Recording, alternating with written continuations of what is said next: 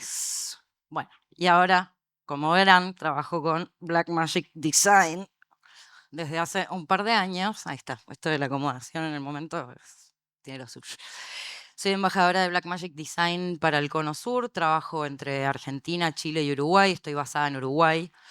Me dedico mayormente en este momento a supervisión de postproducción de proyectos y a la docencia, que me parece que es algo que en este momento de la producción está haciendo mucha falta, ¿no? Como ir generando espacios de encuentro, de integración, de conversación, para poder hacer esto un poco más fluido y estandarizado.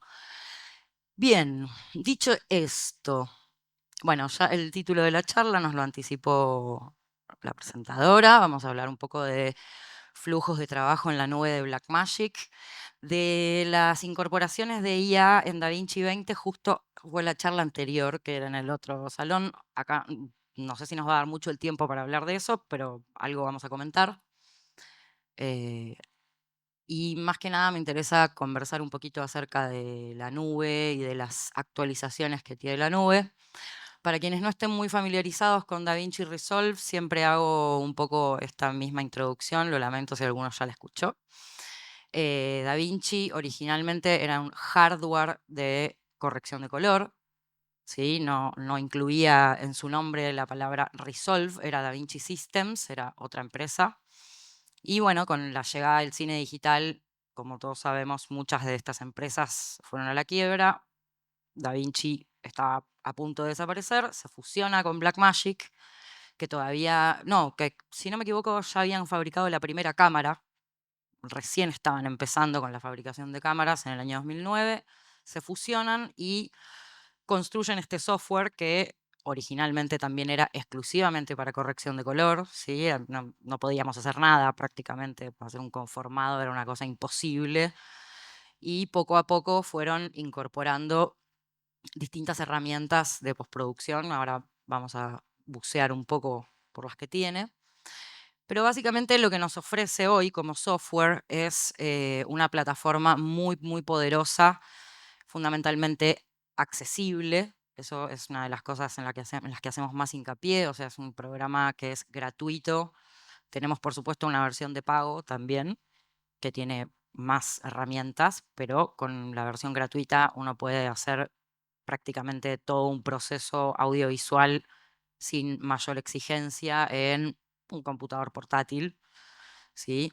Sin querer decir esto que todos debemos saber usar todas las partes del programa, ni que una sola persona debería hacerlo todo, pero sí que a veces nos toca y es más eficiente y es más práctico poder hacerlo en un solo software.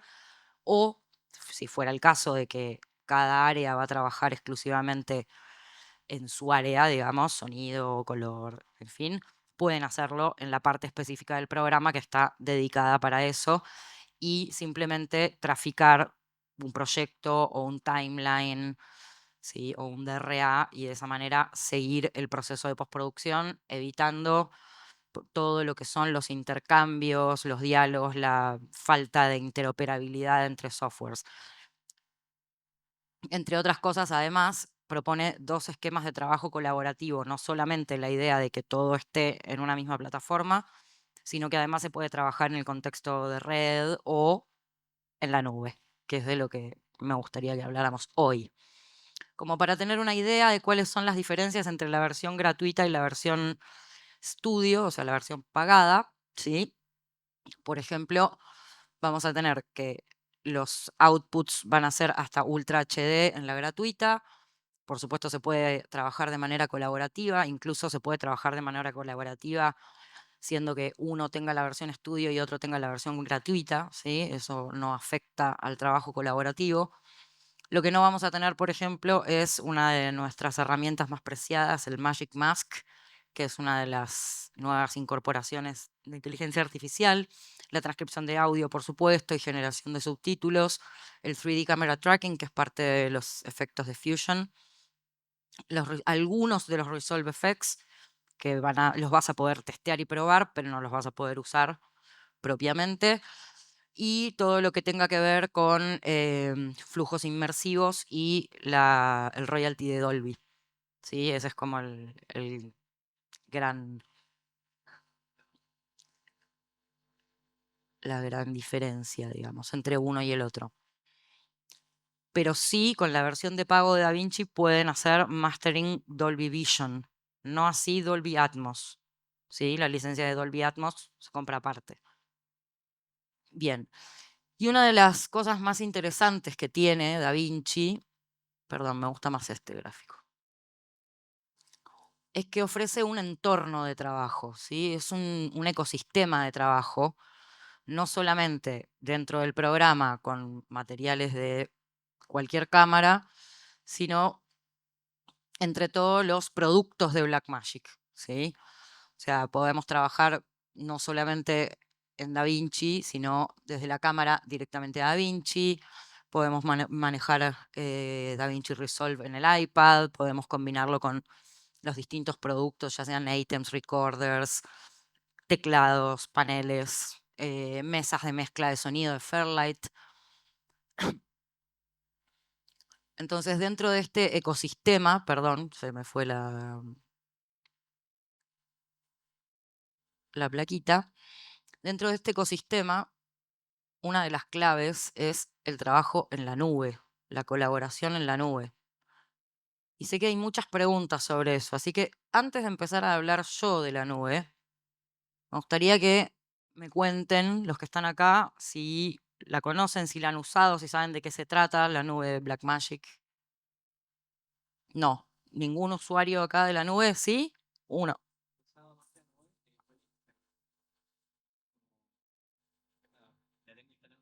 claro. Ujú. Exactamente. Bueno, exacto, pero esa no sería la nube, ese es el esquema, eso está buenísimo lo que nombraste, ese es el esquema de red, de network. Vos tenés justamente un software que se llama Project Server, que lo que te permite es manejar todos los proyectos de las distintas salas en un esquema de red. Eso está bárbaro. Es básicamente como venían funcionando otros softwares, que no puedo nombrar, pero que son como los históricos de los canales, que tenían la gran ventaja de ser fabricantes además de sus propios servidores. Ahora justamente lo que ofrece DaVinci es esa misma posibilidad con DaVinci, a través del Project Server. Esa sería una de las opciones de trabajo colaborativo que es muy eficiente, por ejemplo, en lugares como este, en un canal de televisión, en una productora grande que tiene distintas áreas de trabajo. Esa es una de las aplicaciones más importantes que tiene. Y después está el esquema de la nube, que originalmente lo que tenía era que cuando empezó, cuando la pensamos, digamos, por supuesto que la pensamos como lo que empieza a hacer ahora, pero todo lleva un tiempo de desarrollo, ¿no? Originalmente era simplemente un depositario de imágenes.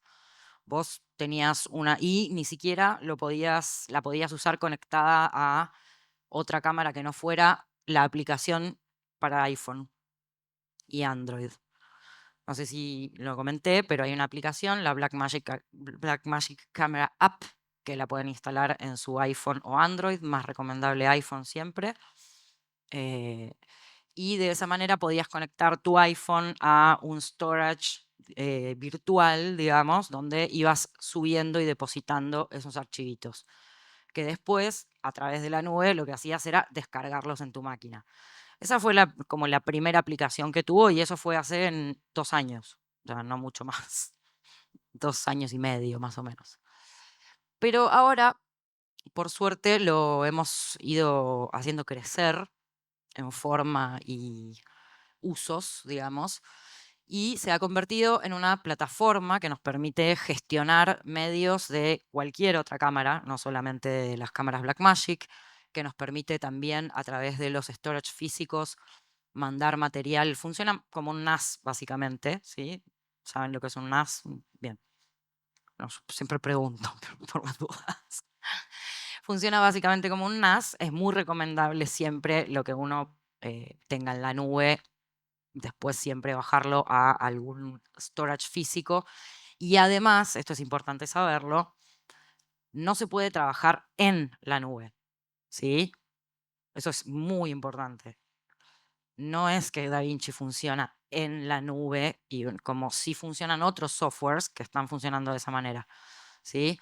Nosotros lo que hacemos en la nube es eso, es almacenar, gestionar, ya sean los medios que vamos a usar para un proyecto o presentaciones para hacerle a los clientes, o gestión de arriendo de licencias, por ejemplo, por tiempos limitados, o si queremos tener distintos tamaños de storage para distintos vendors, distintos proveedores, por ejemplo, no sé, un proveedor puede ser un proveedor de edición, otro un proveedor de color, otro un proveedor de VFX, y todos van a requerir distinto volumen de storage, distinto material subido a sus respectivas nubes, ¿sí? Entonces ya es una herramienta bastante más completa y compleja. Para tener una cuenta en la nube, simplemente ingresar a donde dice login, donde está la nubecita azul, y con su correo cualquiera, Hotmail, Yahoo, Gmail, corporativo, el que tengan, se abren una cuenta. Eso es absolutamente gratuito. Tener la cuenta es gratuito y tener la cuenta nos permite trabajar con gente que sí tenga storage pagado u otras opciones, ¿sí? Entonces, la idea es que nosotros, en general, si vamos a usar la nube, lo que le vamos a solicitar tanto a nuestro equipo como a nuestros clientes es que tengan una cuenta, porque esa va a ser la manera en la que vamos a poder darles permisos y accesos para acceder a los distintos espacios de trabajo. Bien, una vez que tenemos nuestra cuenta, cuando queremos empezar a armar proyectos y a tener storage, empezamos con una librería. O sea, ahora ya se puede comprar todo por separado, pero idealmente tener una librería es lo que nos va a permitir abrir y compartir proyectos o tener proyectos de uso simultáneo, ¿sí?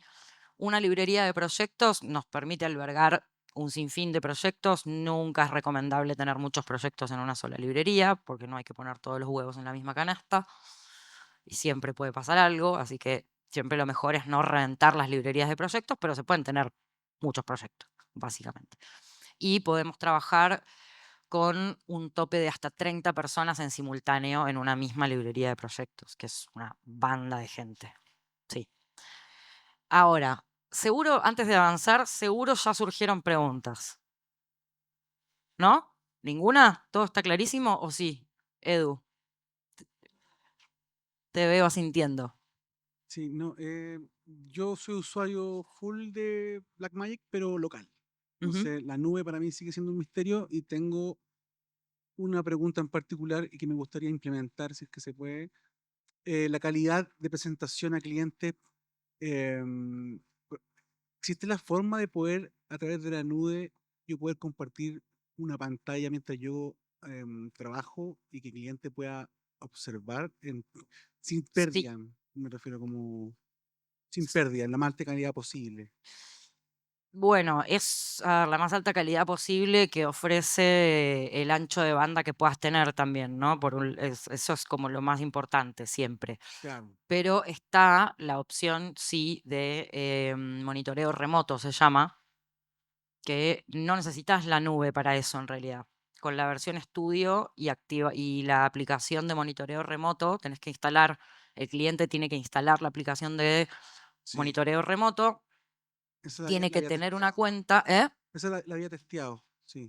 Esa es la opción que Esa es la tenemos en opción, este claro. momento, sí. Ya, yo pensé que con Black Cloud se podía, había un upgrade de eso. No. No, lo que hay en el Blackmagic Cloud es Presentations, que es básicamente una plataforma símil, voy a nombrar a la competencia, perdón, Frame.io Perfecto. o Motion, ¿sí? Que es una plataforma donde vos podés subir un armado, por ejemplo, que acabas de hacer. Se pueden conectar todos con cámaras y micrófonos, como si fuera una sesión de Zoom. Tenés un chat habilitado donde cada uno puede ir conversando Eso está y, bueno. y además se pueden poner markers físicos Eso está bueno. que se traducen en el timeline en el que vos estabas trabajando y desde donde exportaste esa presentación. Entonces, vos podés dejarle la presentación, no tiene por qué ser en vivo tampoco, puede ser asincrónico, vos le dejás haces la presentación, la dejás ahí, el cliente la ve 4 horas más tarde y te deja todos los markers en el timeline, vos te levantás a la mañana siguiente y tenés todo tu timeline con los markers replicados y seguís laburando sobre lo que te comentaron los clientes. Y para acceder a esa función, ¿es con la versión estudio solamente? No, Presentations está en la versión gratuita también. Lo que pasa es que lo que tenés que tener es em, tenés que tener un storage en la nube. O sea, Claro, cuando vos compras una librería de proyectos en la nube, te da una cantidad de presentaciones, una cantidad de personas que pueden compartir al mismo tiempo y una cantidad de storage que vos después podés ir en los account settings y lo podés ir cambiando, podés ir comprando más storage o más claro. presentaciones o... Yo como proveedor, digamos, del servicio, comprando el storage, mis clientes no necesitan contener ningún tipo de storage, me refiero. No, Ellos no, con no, la no. versión gratis podrían acceder a lo que yo estoy pagando. Exactamente, esa es la gracia. Maravilloso, Que el gracias. único que lo necesita es, digamos, en tu caso vos, que sos el proveedor del servicio, Claro, y tus clientes solo con tener la cuenta, o sea, solo con haberse logueado y tener la cuenta habilitada, vos ya los podés invitar y ellos pueden acceder al material, a las presentaciones, a los proyectos si es gente de tu equipo. muy bueno. Eso, gracias. Viste, yo sabía que ya iban a suceder. Es que es así, uno cuando empieza a hablar, las preguntas van surgiendo solas.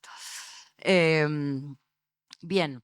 Y también tenemos, claro, un servidor de proyectos como el que nombraba el compañero para gestionar los proyectos dentro de la nube. Ahora, bien, podemos ir con material de cualquier cámara y cualquier formato al cloud storage y eso es una gran ventaja. Muchas de nuestras cámaras se conectan directamente a la nube, ¿sí? A un proyecto específico dentro de DaVinci, del DaVinci en la nube. Entonces, por ejemplo, no sé, tengo toda esta variedad de cámaras y me va a llegar el material de todas esas cámaras. Yo puedo empezar a trabajar directamente. O sea, el material se va cargando una vez que terminas que soltás el rec, ya se está subiendo. Y podés elegir qué es lo que querés subir a la nube. Si querés subir solo los proxies, si querés subir proxies y material original, ¿sí? Porque las cámaras automáticamente van a empezar a generar proxies una vez que estén conectadas a la nube, ¿sí? Entonces ahí uno elige exactamente qué quiere dejar en la nube.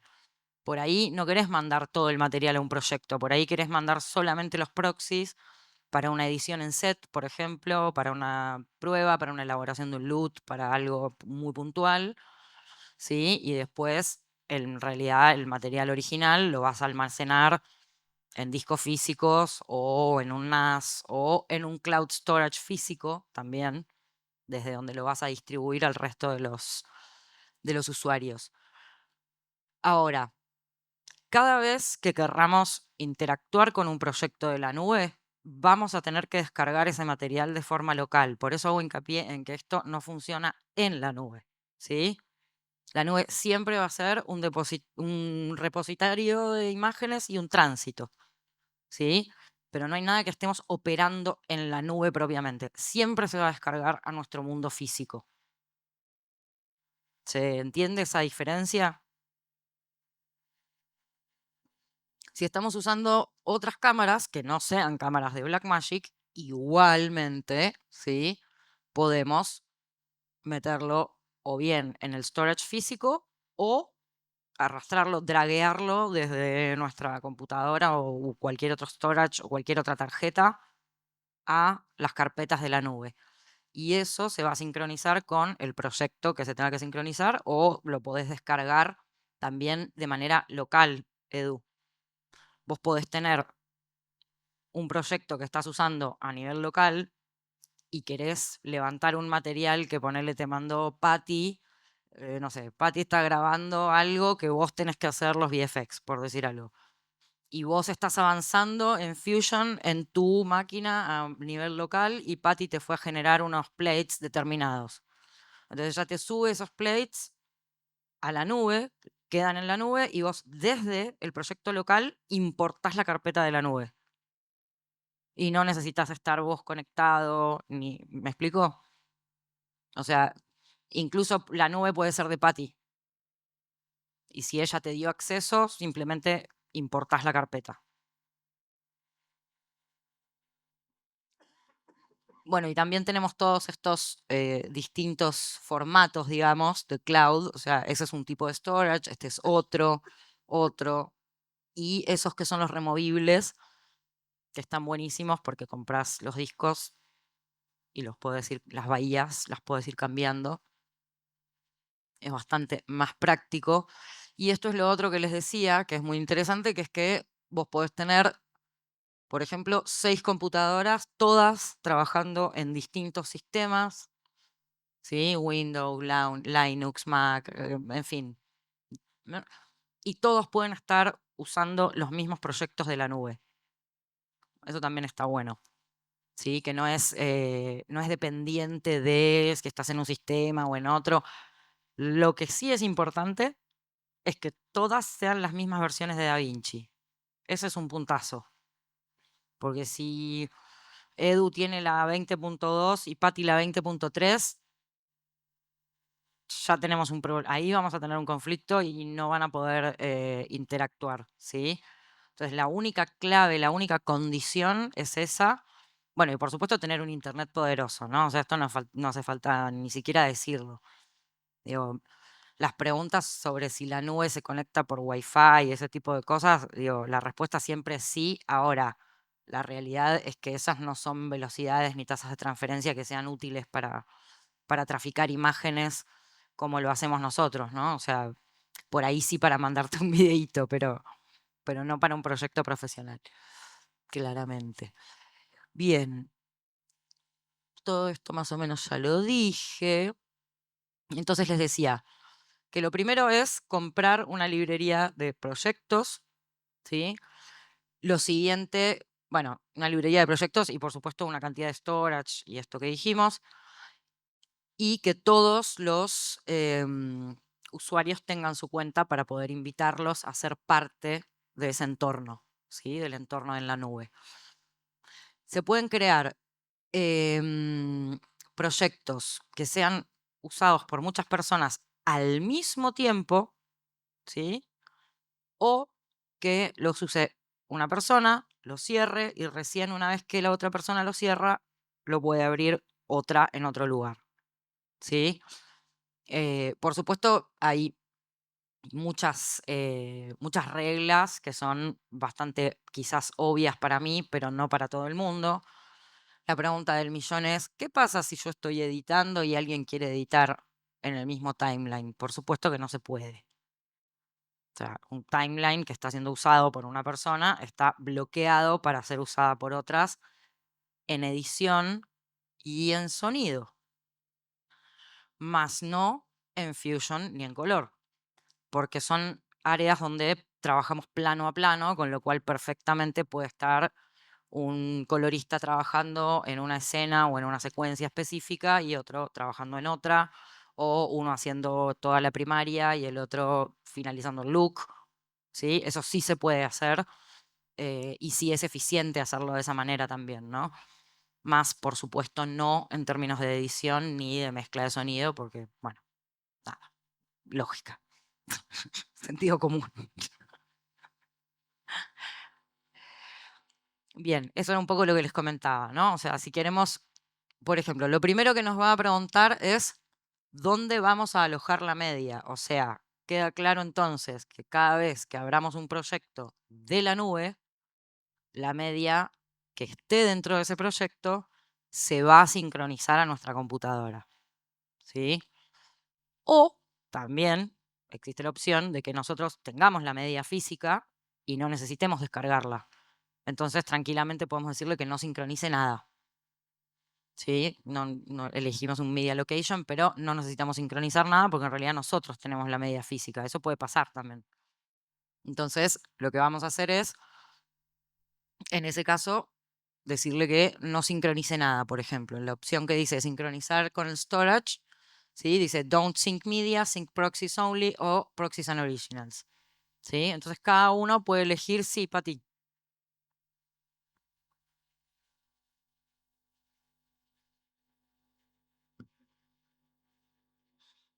¿Qué pregunta? No. Todo o nada. Porque, por ejemplo, si tengo que hacer un plano en Fusion, no necesito todo para hacer el color, sino es como ese plano, es como mejor que me lo manden por fuera, ¿no? O Ah, bueno, no, no. En todo caso, para qué bueno, gracias por hacerme pensar. Sí, sí podés hacerlo. Podés decirle que no sincronice nada, ¿sí? Y después, en el timeline offline, quien te vaya a mandar ese plano para componer te va a decir cuál es ese plano, lo va a identificar. Entonces vos entrás a tu secuencia y le pedís que reconecte ese plano. Y es clever y no me va a tirar todo a mi computador. Claro, Buena. exacto. Te va a descargar ese plano solamente y de hecho probablemente vos, si vas a trabajar en Fusion, vas a necesitar otro material que no es el mismo que estuvo usando el editor, por ejemplo, ¿no? O sea, probablemente vos vas a reconectar con, no sé, los EXR que estén en la nube y no con, no sé, ODPX o lo que sea que te hayan mandado. ¿Sí? ¿Hay una pregunta por acá? Sí. Bueno, yo quería hacer una pregunta con respecto a si había alguna opción que pudiese permitir hacer corrección de color en tiempo real. Me han preguntado bastante eso. La corrección de color per se no es un proceso en tiempo real. O sea, cuando hablamos de corrección de color ya estamos hablando de un proceso de postproducción. Con lo cual, corrección de color como tal, siempre la vas a tener que hacer en post y va a demandar un render y va a demandar tiempo de proceso, de procesamiento, ¿sí?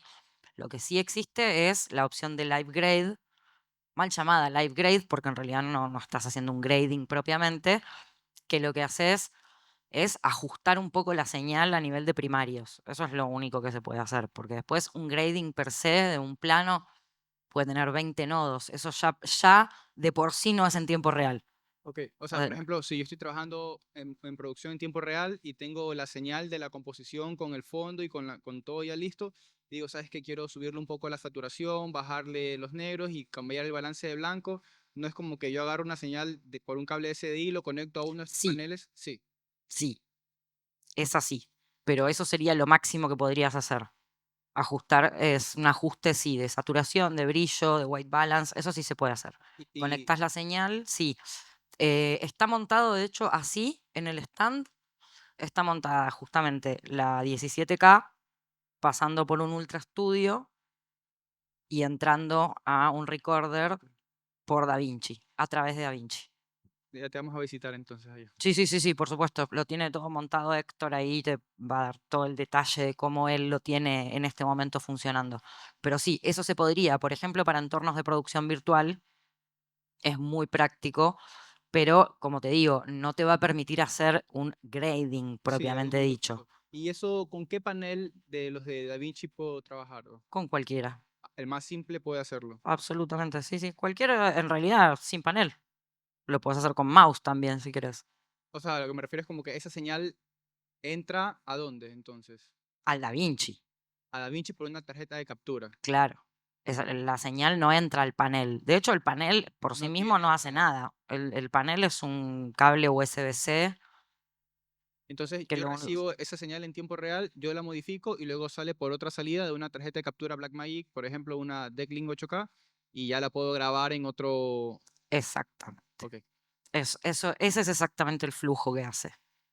Pero el panel no tiene nada que ver estrictamente. Digo, el panel lo que va a hacer es facilitarte el laburo y lo que sí existen, pero que no es para esas cámaras, es para las de broadcast, son los control cams, que sí te permiten justamente como un control de video antiguamente de los canales, donde podés manejar Y, algunos parámetros. y eso es con el ATEM o con el Constellation, ¿verdad? Claro, eso ya es más para las... de hecho, los control cams son otros que se usan en combinación con los items y con los constellation, en efecto. Sí, dígalo. Estéticos del cine contemporáneo es la ausencia de la textura dentro de los decorados. O sea, si tú piensas, por ejemplo, en el nuevo realismo italiano, Ujú. en el cine italiano de los años 60, 70, incluso 80, o en el cine de los años 60, 70 y 80, sobre todo en el cine europeo, la textura empieza a desaparecer. Y en la actualidad la textura se da por lo que Da Vinci llama fumato. Ustedes son descendientes de Da Vinci. El fumato, que era esa sensación de neblina muy suave, no sé cómo describirla, que tenía la pintura de Da Vinci. Entonces hoy día el cine en general tiene las maquinitas de humo que viene a reemplazar la textura de los objetos. materiales, ¿no es cierto? Pero que es una textura falsa. ¿Ustedes están trabajando en algo que tenga que ver con la textura? No necesariamente, no necesariamente. En realidad son distintos desarrollos de... ¿Tú sientes esa ausencia o no? ¿O tus Lo que problemas pasa es que estéticos yo... para ti no existen? No, yo lo que creo es que para gustos colores, digo, a la gente le gustan cosas distintas y lo que ha cambiado es la forma en la que vemos, porque básicamente el cine es una convención. Es una convención, un grupo de gente Evidentemente, determinó que el ojo humano todo es una veía convención. en una curva determinada y la realidad es que no, el ojo humano ve mucho más que lo que la curva del cine propone y justamente las nuevas formas de captación y de reproducción de medios tienden a ser cada vez más naturalista, la Yo diría más impresión. bien a Y en aplanar, realidad uno, más bien a aplanar. Yo usaría esa palabra, aplanar. ¿y el humo acá dónde está? No, pero estamos en la ¿Usted me ve realidad. con humo a mí? Pero No. O estamos en la sea, realidad, a menos que tú seas Black Magic. pero por eso en la a lo que apunto, lo que trato de explicarle es que los sistemas de captación y de reproducción, lejos de tender a parecer cada vez más viejos, tienden a parecer cada vez más reales, más Es a que lo que ve el ojo la humano. realidad que tú ves es distinta a la realidad que yo veo. No tiene nada que ver si es vieja o no. La realidad es No, pero una, hablo en pero hay términos distintas científicos de interpretaciones la acerca de la captación realidad. del ojo humano y de lo que captan las No, cámaras. el ojo humano es una abstracción. Existe tu ojo, mi ojo y el ojo de todas las personas No, que están acá. científicamente el ojo humano, digo, hay médicos que estudian sobre eso, digo, el ojo humano y la visión humana no es una No, subjetividad, pero eso, hay términos científicos. la visión tiene que ver con la emoción. Y eso es central. El ojo está directamente ligado a la emoción. Sin emoción no hay visión, porque ¿qué es lo que ves tú? Yo te veo a ti, no voy a entrar en detalle porque no sería correcto, y tú me ves a mí. Entonces, yo te veo, depende un poco de la emoción con que yo te vea. Y tú también quizás lo mismo. Y de alguna manera el cine quiere reproducir eso. El cine es emoción, no es el ojo que no sé qué, que no sé cuánto. Y dentro de la emoción, la textura juega un papel muy importante. ¿Y de qué Sí. manera lo puedo resolver yo? A ver, No, no lo que sé te quiero, cómo no, responder a su lo que te pregunta, quiero decir es disculpe. que tú tienes un medio que se llama Black Magic. Y Sí. entonces, lo único que te pregunto, mi pregunta era, ¿cómo están enfrentando ustedes ese problema? Lo que pasa es que nosotros no lo consideramos un problema, entonces no podemos Ese trabajar tema, como si quieres, empresa. ese tema. Por eso, nosotros como empresa no consideramos ni que ese sea un problema ni que sea algo que tenemos que enfrentar. Por el contrario, Pero nos usted, hemos dedicado a... ¿Le puedo sí, sí, responder? sí, Por favor. sí, sí, Gracias. cómo no. Nosotros en lo que trabajamos es en fabricar cámaras y desarrollamos software que soporte lo que hacen esas cámaras. Y esas cámaras buscan, como le cuento, desde hace ya más de 25 años, lo que se llama el desarrollo del cine digital, justamente a través de una serie de muchos estudios científicos, acercarse cada vez más a cómo ve el ojo humano. Ese es el trabajo que nosotros estamos haciendo. Si es un problema o no es un problema, si es una solución o no, la verdad es que no podría darle esa respuesta. Nosotros estamos trabajando en construir las cámaras lo más fieles a la visión humana posible. Tenemos una cámara hermosa con un sensor de 65 milímetros, con los lentes Helios Refurnished, si los quiere ir a probar, para ver un poco cómo estamos trabajando sobre eso. Esas son nuestras formas y nuestras soluciones. No sé si responde a su pregunta en realidad. No, lo siento, Entonces, lo lo siento. lamento mucho. No, lo que te quería decir era lo siguiente, o sea, vi que había una reproducción de polvo, ¿sí? Ujú. ¿Sí hay una reproducción de polvo? Cuando ves hay una imagen de un esquiador que levanta polvo de nieve, ¿sí? Sí, eso ¿Cuál? es una imagen de referencia. No, no sé ni de dónde la tomaron, la verdad. Ah, ya, ok, Puede ser una foto hecha por IA incluso, ok, probablemente. ok, gracias. Bien, ¿alguna otra pregunta? Sí. Perdón, que a lo mejor el caballero lo que quería decir era del look del cine. Y Blackmagic tiene dentro de Da Vinci el Magic Look Creator, que permite hacer una emulación digital de lo analógico y que apunta quizá a esa emoción perdida en el tiempo. Pero, en fin, eso. Sí, Mi aporte. a ver, lo que pasa es que para eso están justamente la página de Fusion, que es una página de efectos visuales, donde, por ejemplo, se pueden trabajar y construir texturas.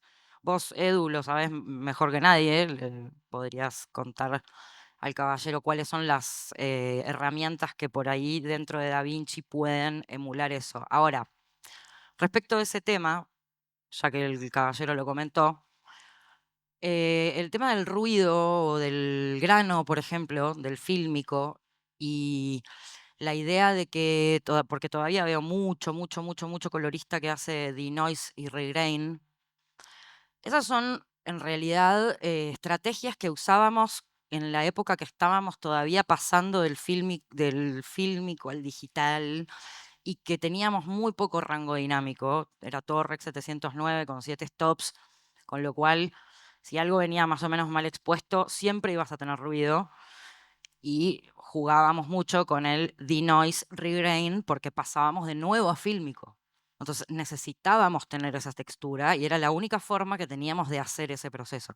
Eso hoy no es necesario, porque vos, si tenés una cámara de 17K que tiene un chip RGBW que puede captar no sé cuántos narrow y wideband fotocitos por 17, digo, cuando vos tenés toda esa información, ¿para qué le querés poner ruido?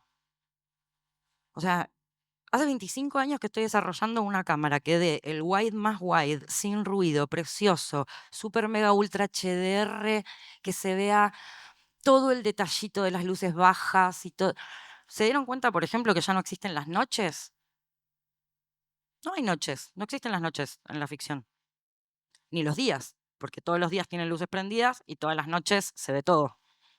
O sea, ya no existe más esa, digo, la convención visual ha cambiado y ha cambiado en función de todos estos desarrollos, ¿no? O sea, de tener cada vez mejor captación, cada vez mejor reproducción. Entonces, hay muchas cosas que las hacemos más bien porque estéticamente nos remite a algo que quizás, pero cuando los que hagan estos trabajos, en lugar de nosotros que venimos de aquella época, sean chicos que hoy tienen 18, 19, 20 años, como son mis estudiantes, ellos no van a haber visto ese cine, no van a tener esa convención visual incorporada, sino que van a tener otra, una mucho más, eh, sí, mucho más parecida al digital, no, y a lo natural, a lo real, porque ese es el punto. Cuando yo Básicamente, la cámara de fotos y de cine lo que ha tratado desde que existe es emular la visión humana. Inicialmente se estableció por convención que la gama de 1.8 era la que al ojo humano le resultaba cómoda y le gustaba ver, y los 24 cuadros por segundo. Hoy traten de filmar algo a 24 cuadros por segundo con esa gama de 1.8 y meterlo en una pantalla de estas para generar un fondo de producción virtual y vemos qué pasa, ¿no? O sea, es evidente que estamos avanzando cada vez más a nuevas formas de ver, básicamente. También porque nuestras fuentes de luz en los entornos controlados, en los entornos cerrados, son distintas. O sea, nuestro ojo tampoco ve como veía hace 25 años, porque no usa los mismos métodos de reproducción, porque las luces que hay en los entornos no son las mismas. O sea, no es lo mismo ir al obelisco de Buenos Aires hoy que haber ido en el 98, ¿no? O sea, todos nos acordamos que en el 98 se veía el cartel de Coca-Cola y abajo, nada, autos que pasaban y no sé qué. Y vos vas hoy y o sea, ves todo a las 12 de la noche, parece que fueran las 12 del día, o sea, está todo iluminado. Entonces, todo eso es un cambio paradigmático que también es subjetivo, ojo, que no es una percepción que las personas tengamos en lo cotidiano, en realidad. Pero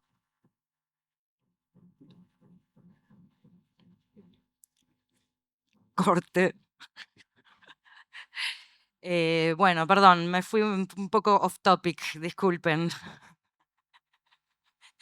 Siguiendo con lo de la nube, les decía, ven que cuando uno se conecta a la nube, esta es una foto referencial, porque si me conecto ahora a la nube vamos a estar 4 días esperando que se conecte, porque no hay muy buena señal.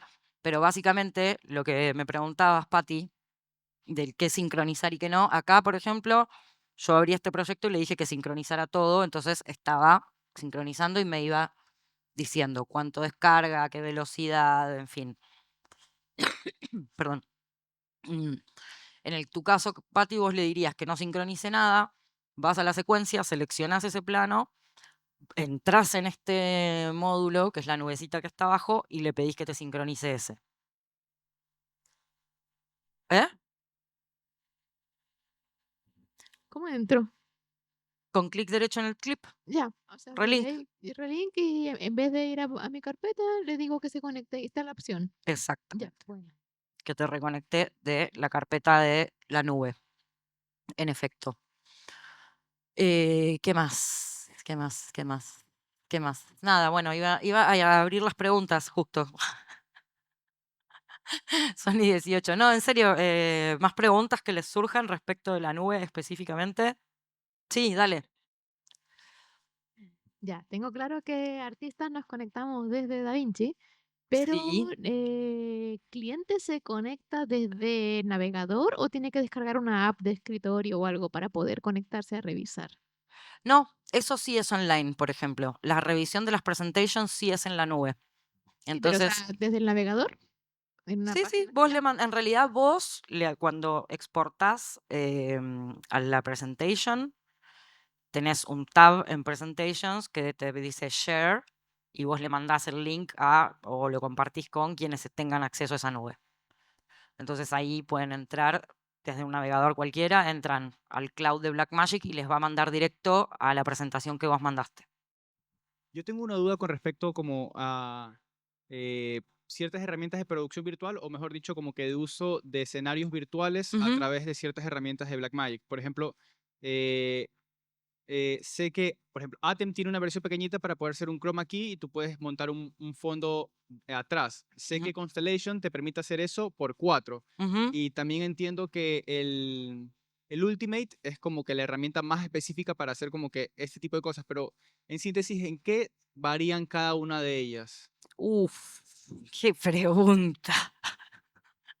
Es que varían en muchas cosas, por eso no es tan fácil de responder. En realidad varía la cantidad de conectores de entrada, varía el protocolo de cada uno. Son cosas ultra mega técnicas, pero sí, varían varias cosas entre uno y el otro. De hecho, el último que nombraste, el Ultimate, es para 8K. Entonces, cada vez que varían los Ks de transferencia, lo que van variando son sobre todo los conectores y los protocolos de cada uno, porque va a variar la tasa de transferencia y digo, todo lo que tenga que ver con la comunicación entre los aparatos es lo que va a cambiar básicamente, y si vas a necesitar o no algún tipo de adaptador. Digo, tienen diferencias consistentes. Y diferentes también como en las herramientas para poder hacer los recortes, las correcciones de Sí, colores. sí, la mayoría tienen alguna que otra variación. Suelen usar casi todos la misma, como el mismo software madre, digamos, pero sí, cada uno tiene una aplicación, de hecho, que tenés que descargar cuando los vas a usar, donde, bueno, cada uno tiene sus cuestiones específicas, pero sí, hay diferencia entre ellos. No, no es como que es el mismo equipo refurbished o modernizado, son distintos equipos. Diferentes necesidades, soluciones. Sí. Digamos. Y para un estudio que hace virtual production en real, o sea, en tiempo real, cosas en vivo, que es todo Blackmagic, ¿cuál de esos, o el que has visto, el que más se recomienda? En Chroma. Uf, no, Es difícil. es difícil porque es que depende de tantas cosas. El tema de sí, el tema de los switchers. Primero que hay miles, segundo que las necesidades de cada estudio varían, entonces depende, y también depende mucho del país donde estés, porque depende de qué capacidad tiene tu reseller de traértelo. Eso también suele ser un temón. Qué sé yo, en Argentina capaz que hay 2 modelos y acá hay 6. Entonces también va a depender de la disponibilidad de equipos que haya, cómo puedas implementar un flujo de esas características. Para eso te recomiendo igual que converses con con la gente de MMT o de David and Joseph, que es con los que estamos acá en el stand, que te van a saber orientar un poco más en cuál es la disponibilidad de equipos y cuál va a ser más adecuado para lo que ustedes estén haciendo. Sí, sí. No, de nada. Bueno, con esto dicho, ¿hay alguna otra pregunta? ¿Alguna otra pregunta? ¿No? Bueno, muchas gracias por todo.